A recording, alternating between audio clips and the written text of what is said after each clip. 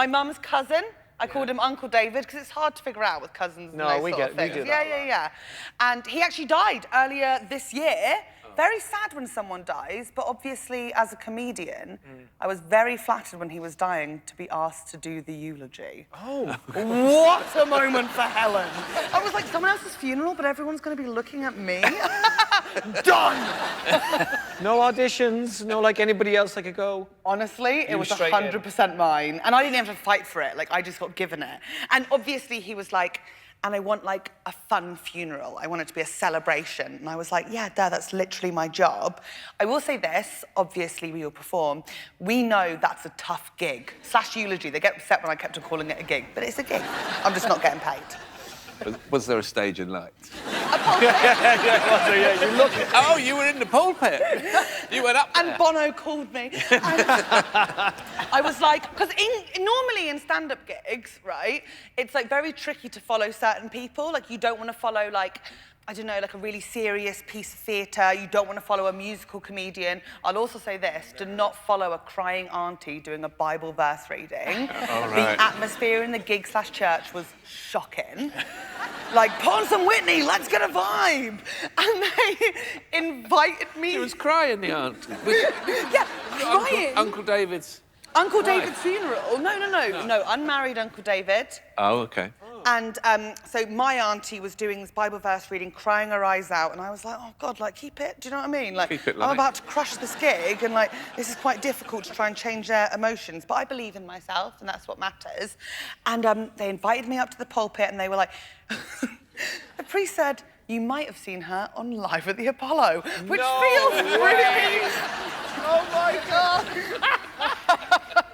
Really unnecessary. Yeah. And thing is, I really thought the night before it was going to be the best eulogy ever, the best one, because I had the best opening line for a eulogy ever. And before I tell you what it is, I just need to make sure that everyone at this table is really clear on one point.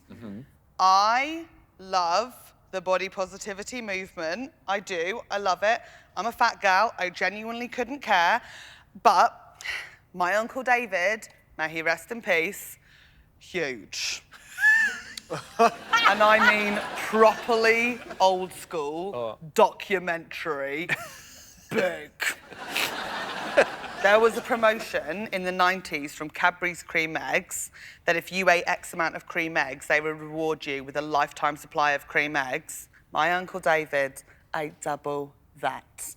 Fair play. He actually sent his coupons into Cadbury's, and they were like, this man can't exist. So they called him up, and they went, we would like to surprise you with a trip to Cadbury's World.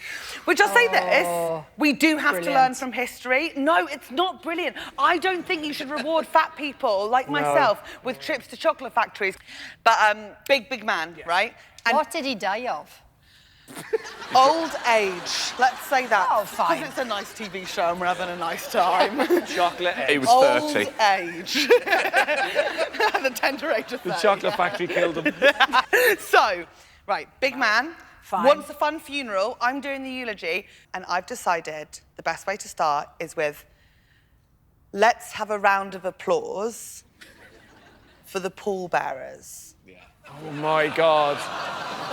For really putting in a shift. Come on! And my aunt was like, Helen, you can't open with that. He lost so much weight towards the end. And I saw the coffin and it's like, not that much. Like, we're good.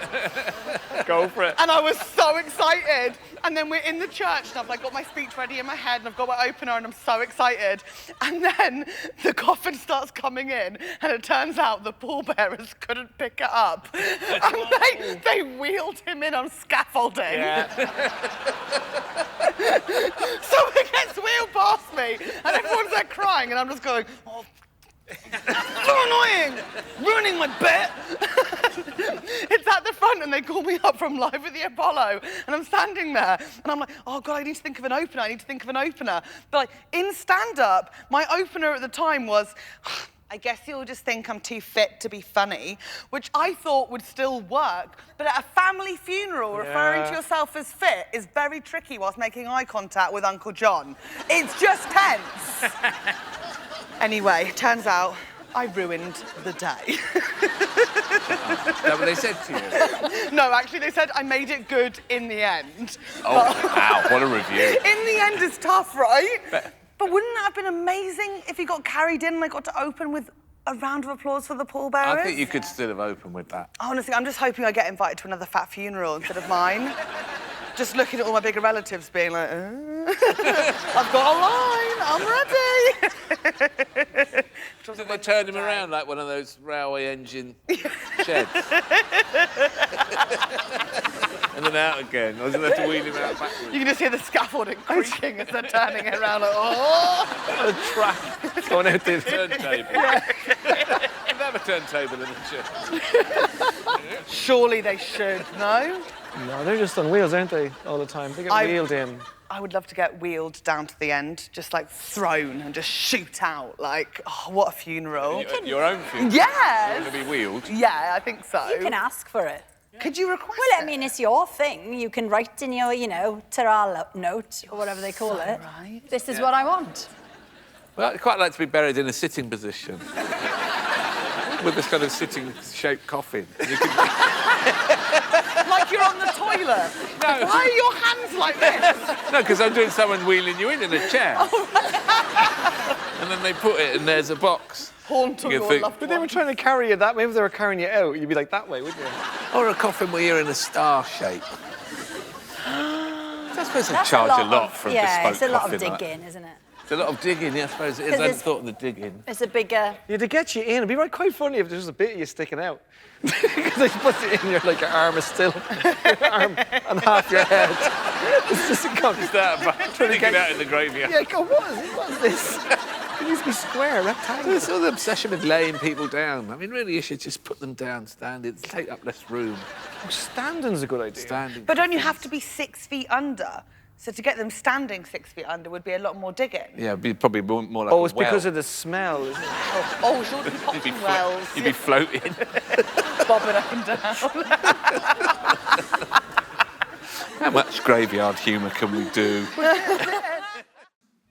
If you enjoyed that, remember to subscribe to Dave and click the notification bell so you don't miss any of our fresh content. Let us know in the comments who you'd like to see join me around the table, and head over to UKTV Play, where you can stream old episodes of As Yet Untitled for free.